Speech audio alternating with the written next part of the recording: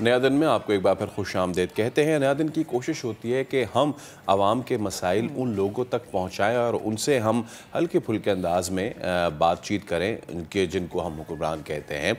हमारे साथ आज मौजूद हैं वज़ीर इत्तलात सिंध शर्जील इनाम मेमन साहब। शर्जील साहब, आप हमेशा you are very kind enough sir to talk to us. Thank you so much for that. सबसे पहले तो सुबह बखैर, उम्मीद है आप खैरियत से होंगे। और मैं गुफ्तगू का आगाज़ ज़रा मैं करना चाह रहा हूँ सिंध की सूरत हाल। अभी हमारी टीम इस हफ्ते सर सकीरानो गांव गंबट से आगे और फिर हाला वाले हम होकर आए। वहाँ बाकी उससे पीछे तो पानी सारा रिसीड कर गया अल्हम्दुलिल्लाह, लेकिन वहाँ पे अभी भी फसलों पे, खजूर की फसलें, पानी वगैरह वहाँ पे खड़ा हुआ है जिनको निकालना नामुमकिन सी बात लग रही है। तो सर्दियों की सर शर्जील भाई आमद भी है, तो मुझे बताइएगा कि इस हवाले से कोई प्लान तरतीब दिया है कि जो हार्श वेदर आ रहा है उसमें भी रिहेबिलिटेशन की इस वक्त ज़रूरत है? बिस्मिल्लाहिर्रहमानिर्रहीम जी, शुक्रिया एंड गुड मॉर्निंग। जी बिल्कुल, आपने बात सही की कि इस वक्त अभी भी सिंध के चंद अजला ऐसे हैं जिनमें पानी मौजूद है। इस वक्त जितनी बड़ी क्वांटिटी थी पानी की और जो सैलाब और एक हिस्टोरिकल बरसातें थीं, उसके बाद इस वक्त कोई 90% सिंध का इलाका है वो मुकम्मल तौर पर ड्राई कर दिया गया है और कुछ नेचुरल ड्रेन के ज़रिए, फिर आर्टिफिशियल भी जो है डी वाटरिंग के ज़रिए किया गया है। जो लो लाइन एरियाज़ हैं वहाँ पे पानी जो है बिल्कुल अभी तक उसको निकाला जा रहा है और कोशिश की जा रही है। जहाँ तक आपने बात की सर्दियों की वजह से, यस, जी जी पहले जैसे गवर्नमेंट ने जैसे ये सैलाब स्टार्ट हुआ था, पहले कुक्ड फूड दिया, फिर राशन बैग्स दिए, टेंट्स दिए, मॉस्किटो नेट्स वगैरह सारी चीज़ें दी और अब जो है इन एरियाज़ में ब्लैंकेट्स वगैरह भी गवर्नमेंट प्रोवाइड कर रही है। जो रिहेबिलिटेशन डिपार्टमेंट है वो प्रॉपरली उन तमाम एरियाज़ में जहाँ तक अभी तक लोग डिस्टर्ब्ड हैं, डिस्पर्स्ड हैं, उनको ब्लैंकेट्स वगैरह दे रही है। और इस वक्त गवर्नमेंट ने जी एक और चीज़ की है कि जितने लोगों के भी घर गिरे हैं, जो कि अराउंड इस वक्त की जो सर्वे के हिसाब से कोई रफ मैं बता रहा हूँ, अभी तक चीज़ें काफ़ी जारी हैं, तो 20 लाख से ज़्यादा लोगों को गवर्नमेंट ऑफ सिंध जो है वो घर बनाने के लिए पैसे दे रही है और उसके पैसे अप्रूव भी हो गए हैं। वर्ल्ड बैंक से भी उसमें मुआवनत ली गई है, गवर्नमेंट ऑफ सिंध भी उसमें आगे बढ़ के चल रही है और 20 लाख लोगों को मैं समझता हूँ कि पूरे पाकिस्तान में आज तक किसी भी बड़ी कैटास्ट्रॉफी में इतनी बड़ी पैमाने पे रिहेबिलिटेशन नहीं हुई है जो गवर्नमेंट ऑफ सिंध कर रही है। 20 लाख लोगों को घर दे रही है, जिन लोगों की फसलों की बात भी आपने की, फसलें जिनकी तबाह हो रही है और जिनका बहुत बड़ा नुकसान हुआ है, उनको पर किसान, मैं लैंडलॉर्ड की बात नहीं कर रहा, किसान की बात कर रहा हूँ, पर किसान जो है 5000 रुपीज़ पर एकड़ जो लोग वीट जो है वो ग्रो करते थे, ये उनको सपोर्ट में गवर्नमेंट ऑफ सिंध प्रोवाइड कर रही है और उसमें बाकायदा ट्रांसपेरेंट तरीके से जो फेडरल गवर्नमेंट के भी इदारे मौजूद हैं, सिंध गवर्नमेंट के इदारे मौजूद हैं, उनके सबके सर्वे और उनके एक मैकेनिज्म के जरिए वो दी जा रही है। मैं समझता हूँ कि ये भी पाकिस्तान की हिस्ट्री में फर्स्ट टाइम है कि इस तरह के नुकसानात के लिए गवर्नमेंट कोई बढ़ चढ़कर इस तरह वेलफेयर का काम करे। ज़बरदस्त। और शर्जील साहब, ये अप्रिशिएट करने की बात है, अगेन वही हमारा काम होता है कि जहाँ जहाँ जो चीज़ नहीं हुई इसको हाईलाइट करना। मैं चाहूँगी कि एक कमेंट आप कर दें इस हवाले से भी कि पाकिस्तान पीपल्स पार्टी का 55वां यौम तासीस भी है, कल बड़ा ज़बरदस्त इलेक्शन भी हुआ, जलसा भी हुआ है। इसके बाद मैं ज़रा इलेक्शन पे भी आऊँगी, जो बल्दियाती इलेक्शन है, पहले ज़रा कल वाले जलसे पर और जो यौम तासीस मनाने जा रही पाकिस्तान पीपल्स पार्टी आज 55वां अपना, उस पर भी मैं चाहूँगी ज़रा आप कॉमेंट करें।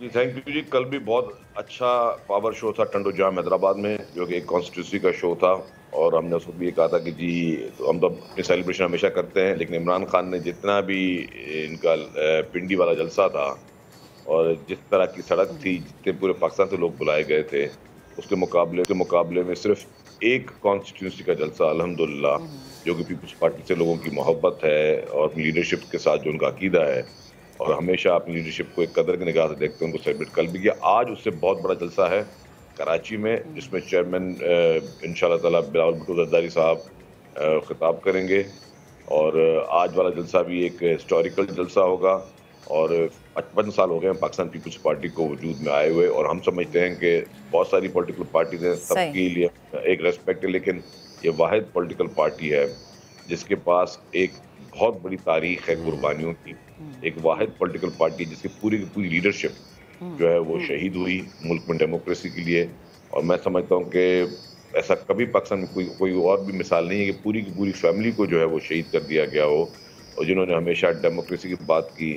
अल्हम्दुलिल्लाह आज हमारा मुल्क आज सिक्योर मुल्क है, पूरे दुनिया में वाहिद इस्लामी मुल्क है जो आज एटमी ताकत है, तो वो शहीद जुल्फ़िकार अली भुट्टो की वजह से है। अच्छा। दुनिया में वाहिद मुल्क जो है जिसने ये इनिशिएट किया, मुसलमान मुल्क, और जो आज भी कोई भी दुश्मन मुल्क हमारी तरफ मैली निगाह से नहीं देख सकता, वो सिर्फ और सिर्फ हमारी एटमी ताकत की वजह से। इसके अलावा अच्छा। बहुत जी, जी। कारनामे हैं पार्टी की लीडरशिप के, और में बिल्कुल, उन्होंने बिल्कुल। अच्छा शर्जील भाई, अब ज़रा बल्दियाती इंतखाबात के हवाले से बात करते हैं। डेट तो अनाउंस हो गई हैं, क्या तैयारियां की जा रही हैं और क्या कुछ है पीपल्स पार्टी के पास कि वो कराची और हैदराबाद के लोगों के पास लेके जाएगी? क्योंकि आपको पता है कि दूसरी तरफ से जो आपके जो हरीफ सबसे बड़े उभर के आए हैं वो और कोई नहीं बल्कि जमात इस्लामी है। हम हाफिज़ नईमुर रहमान से भी हमने मुसलसल बात की है, तो उनके अगेंस्ट क्या कुछ आपके पास है to present to the Karachi के आवाम? देखिए, मेरे ख्याल से जमात इस्लामी से मुकाबला ही नहीं है, और जमात इस्लामी खुद अपने अगेंस्ट खुद ही है। जमात इस्लामी ने जो हमारे तालीमी इदारों में माशाल्लाह यहाँ पे जो नफरतें फैलाई, जो तालीमी इदारों में जमात के दौर में जो गुंडागर्दियाँ और जिस तरह की चीज़ें होती रहीं, खैर part of these things, political party है जमात इस्लामी, कदर की निगाह से उनको भी देखते हैं, उनका पूरा इख्तियार है, हक है वो अपनी इलेक्शन लड़े। लेकिन पीपल्स पार्टी की मैं आपको एक बात बता दूँ, जमात इस्लामी के पास यहाँ पे मेयर भी रहे, सब चीज़ें रहीं। पीपल्स पार्टी ने इस दौर में मतलब हमेशा कोशिश की है कि सारे जिस तरह शहरों को प्रायोरिटी देही और शहरी इलाकों को मिलनी चाहिए, इसी तरह पीपल्स पार्टी ने सिंध के देही इलाकों में और शहरी इलाकों में खिदमत की है। कराची के लिए अभी आप रिसेंटली भी देखें कि जितने बड़े मेगा प्रोजेक्ट्स कराची के लिए चल रहे हैं, कराची के लिए ट्रांसपोर्ट के लिए सब, मैं अगर एज अ ट्रांसपोर्ट मिनिस्टर में बताऊँ कि पीपल्स बस सर्विस चल रही है, ईवी बसेस जो है, इलेक्ट्रिक व्हीकल्स जो है हमारी, वो first time in Karachi Pakistan की वो आ रही है। रेड लाइन पे बहुत रैपिडली काम चल रहा है, और आपने देखा होगा कि जाके उस बाकायदा इंफ्रास्ट्रक्चर पर काम चल रहा है। येलो लाइन शुरू हो रही है, ब्राउन लाइन पे हम काम शुरू करने जा रहे हैं, ब्लू लाइन पे हम काम शुरू करने जा रहे हैं, ऑरेंज लाइन हमारी कंप्लीट हो चुकी है, रेडी ये लोग को सफ़र कर रहे हैं, ग्रीन लाइन फेडरल गवर्नमेंट का प्रोजेक्ट है वो चल रही है। उसके साथ साथ सॉलिड वेस्ट जो कचरे का बहुत बड़ा कराची का इशू था, क्योंकि बहुत बड़ा शहर है कराची और उसका मैस वो क्लियर करना डेली का कचरे का वो बहुत बड़ा चैलेंज था। Solid waste management board properly तौर पे, अब आप उस हिसाब से कचरा नज़र नहीं आता होगा, डंपिंग जिस तरह नज़र आती थी, और बहुत बड़ी कोशिश हो रही है कि डोर टू डोर लोगों का कचरा शुरू किया जाए। वाटर प्रोजेक्ट्स पे काम हो रहा है, हब डैम, रिवर डैम पे काम हो रहा है वर्ल्ड बैंक के साथ, मतलब यू कैन नेम इट, हर चीज़ पे काम हो रहा है। इंफ्रास्ट्रक्चर पे वज़ीर आला साहब ने बिलियंस ऑफ रुपीस खर्च किए हैं, जो रोडों में सड़कों पे काम हो रहे हैं। डेफिनेटली कराची चैलेंज बहुत बड़ा है, दुनिया के बहुत सारे ममालिक हैं, उससे बड़ा जो है एक शहर सिर्फ कराची है। अच्छा शर्जील साहब, ख़ता कलामी की माज़रत, एक सवाल क्योंकि बात हो रही है ना, तो उसी के बीच में एक सवाल है, मैं आपसे एक ज़रूर करना चाहूँगा। अरे जो तरक्याती काम वाली आपने बात की, ये जो अब तो मेरे ख्याल से सफूरा तक जो ब्लॉक्स रख दिए गए हैं, वो उससे लेके आगे जेल चौरंगी तक जो पूरा तरक्याती काम हो रहा है, शर्जील भाई क्या ही बेहतर नहीं होता कि जो वो रोड सड़कें हैं आपकी, उनको थोड़ा सा वाइडन कर देते और ये जो पेडेस्ट्रियन था उसको थोड़ा सा कम कर देते, ताकि, क्योंकि आपको पता है कि वहाँ पे रश इतना होता है, जौर जाने वाले, गुलशन जाने वाले या नीपा जाने वाले, उससे बाहर भी शदीद तरीन रश होता है। तो वुडंट हैव बीन बेटर कि अगर जो सर्विस रोड है उसको थोड़ा सा खोल दिया जाता गाड़ी के लिए? आपकी बात मैं आपको थोड़ा आपके स्पिरिट को मैं एग्री भी करता हूँ, लेकिन मैं आपको थोड़ा एक कॉन्सेप्ट बता दूँ। जी जी, ये हम बना रहे हैं प्रोजेक्ट एशियन डेवलपमेंट बैंक के साथ, and you are talking about red line, ठीक है। अब उसमें क्या है, हालांकि हमारे लिए बहुत आसान था, आपको पता है कि मतलब अगर मैं जितनी बसेस रेड लाइन में आ रही हैं, वो जितना उससे कहीं ज़्यादा समझें कि खर्चा इंफ्रास्ट्रक्चर पे हो रहा है। हमें क्या करना था जी, इसमें जो गवर्नमेंट ऑफ सिंध ने एशियन डेवलपमेंट बैंक से बात की थी कि हमें इंफ्रास्ट्रक्चर को बढ़ाना था फ्यूचर के लिए। हम तो आज की बात सोच रहे हैं ना, आपका मशवरा बहुत अच्छा है और हमारे लिए बहुत इजी था सिंध गवर्नमेंट के लिए। मैं अगर मिसाल दे दूं कि जो आप मशवरा दे रहे हैं उसमें कम से कम 8 से 10 अरब रुपए में बसें चल जाती। ठीक है, जो इस वक्त जो प्रोजेक्ट खर्च आ रहा है वो अराउंड कोई 100 अरब रुपए खर्च आ रहा है, और 100 अरब में 90 अरब रुपए सिर्फ आपके इंफ्रास्ट्रक्चर पे है, ठीक है, जो कि एशियन डेवलपमेंट बैंक कर रही है। मतलब हमारे लिए तो बहुत आसान तरीका, हमने कहा कि कराची के लिए अच्छी और सेंसिबल लीडरशिप वो होती है जो फ्यूचरिस्टिक हो, कि चले आज तो मैंने बसें चला ली, आज तो हमने मसला हल कर दिया, थोड़ा वाइडनिंग कर ली, लेकिन फ्यूचर में आज से 10 साल बाद क्या होगा, आज से 15 साल क्या होगा, आज से 20 साल बाद क्या होगा। तो उस स्पिरिट को रखते हुए गवर्नमेंट ने, क्योंकि गवर्नमेंट का काम होता है जो फ्यूचर की चैलेंजेस को वो आज से एड्रेस करना शुरू करे, इसीलिए BRT लाइंस है ना, वो हमें बहुत एक्सपेंसिव पड़ रही हैं। मतलब और अगर सिर्फ हमें बसें चलानी हो तो वो बहुत आसान है कि उसके 10% में प्रोजेक्ट कंप्लीट हो जाएगा विदाउट इंफ्रास्ट्रक्चर को टच किए हुए। लेकिन हमारी कोशिश ये है कि हम ऐसा इंफ्रास्ट्रक्चर बनाएं जो कि आइंदा भी कोई आज से 20 साल बाद भी जो है यहाँ पे वो कंजेशन ना हो, और वो लोगों को सस्ती ट्रांसपोर्ट हो, वो corridor to corridor Sharjeel transport साहब, हो। कता कलामी की माजन मैं चाह रही हूँ अगर फॉर एग्जांपल आप हमें प्लान थोड़ा सा शेयर कर दें ताकि मुझ समेत बहुत सारे कराची वालों को तसल्ली हो जाएगी कि ओके अब हमें फ्यूचर में ये भी मिलेगा।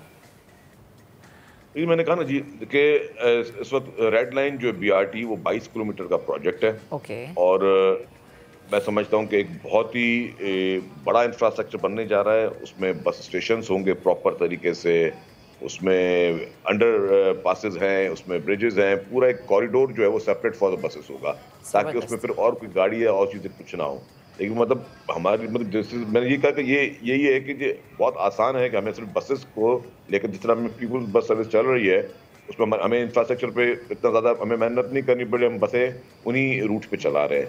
लेकिन अगर आप चाहते हैं कि आज की पॉपुलेशन को आपको देखकर और फ्यूचर की पॉपुलेशन को आपको देख कर चलना है, तो आपने इंफ्रास्ट्रक्चर में मैसिव इन्वेस्ट करना है। वही गवर्नमेंट उस इंफ्रास्ट्रक्चर को करना चाह रही है, ताकि कि फ्यूचर में जो है आज से 15 साल 20 साल बाद की जो न्यू जनरेशन होगी, कम से कम वो पिछले वालों को बुरा भला ना कह के जाए। शर्जील साहब, वैसे बहुत सारे लोग हिम्मत हार बैठे हैं कि जो हमारा मरकज़ी शहर है ना, सदर हो जाए, चाहे शारा फैसल हो जाए, चाहे रहायशी इलाके हो जाए, उससे हिम्मत हार बैठे कि देखें ये शायद ठीक नहीं हो सके, और आगे वो जो housing society without taking the names अब वो उधर जा रहे हैं। ठीक है जी, और अभी तो खबर भी 1-2 सड़कें वहाँ से निकल आएंगी तो हर कोई भागेगा वहाँ पे। शर्जील साहब, क्या वाकई फ्यूचर में ऐसा होने जा रहा है कि ये जो मरकज़ी शहर है हमारा ये खाली हो जाएगा और लोग सारे उधर चले जाएंगे? देखें, आपकी बात बताऊँ, ये सिर्फ यहाँ की बात नहीं है, ये आप पूरे पाकिस्तान की बात देखें और पूरी दुनिया की बात देख लें।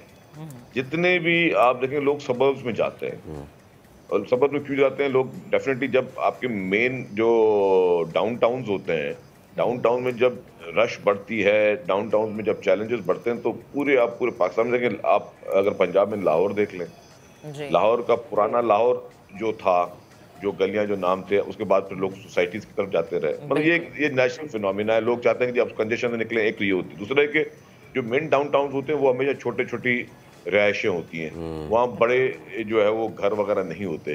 तो फिर डेफिनेटली लोगों का जब लाइफस्टाइल चेंज होता है तो फिर भी लोग कहते हैं कि हम सबर्ब्स में जाएं, थोड़ी और बेहतर लाइफस्टाइल की जाए, या लोगों की फैमिली एक्सपेंड होती है तो लोग बोलते हैं कि दूसरा करें। और दूसरी बात यह कि जो पुराने जितने भी आप डाउनटाउन की बात कर रहे हैं ना, पुराने डाउनटाउन में पुराने स्ट्रक्चर्स हैं, इंफ्रास्ट्रक्चर्स हैं, ठीक है, और पुराने इंफ्रास्ट्रक्चर में डेफिनेटली लोड बहुत ज़्यादा है। अब वहाँ पे अपार्टमेंट्स बिल्डिंग, पुरानी बिल्डिंग पुरानी, अब अगर वो लोग अगर कहीं से चेंज होना चाहते हैं या उनकी फैमिली एक्सपेंड होती है तो वो कहेंगे हम ऐसे जगह जाएं जहाँ पे हमें सब सहूलतें मिलें।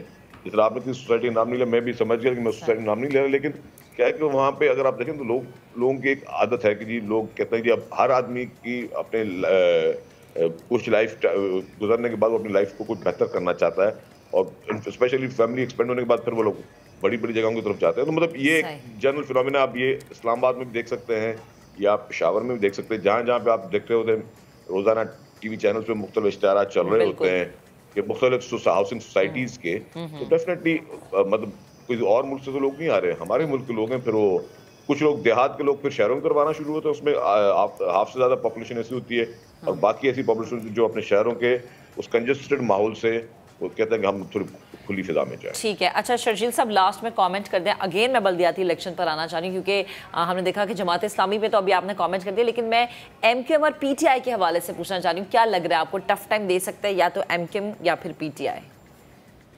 देखिए, मैं समझता हूँ कि सबको इलेक्शन लड़ेंगे, और मेरी अपनी राय है, देखिए इस वक्त 2 हम डिस्ट्रिक्ट पे बात करें ना, एक हैदराबाद के कराची में। आबाद की इस वक्त अराउंड कोई 45% सीट्स ऐसी हैं हैदराबाद की जो पीपल्स पार्टी अनअपोज जीत चुकी है। तो आप वहाँ पे देखें कि ना जमात इस्लामी ना किसी और पार्टी को भी या PTI को या किसी को अपने कैंडिडेट ही नहीं मिले कि वो पीपल्स पार्टी के सामने कॉन्टेस्ट करे।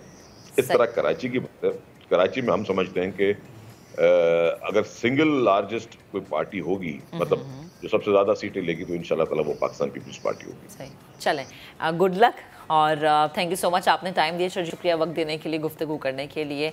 और अगेन वही बात, कराची के मसाइल पर बात करना फैसल बड़ा ज़रूरी है, क्योंकि कराची हब है पाकिस्तान का, कमाऊ पूत शहर है, पूरे मुल्क को कमा कर देता है। बिल्कुल।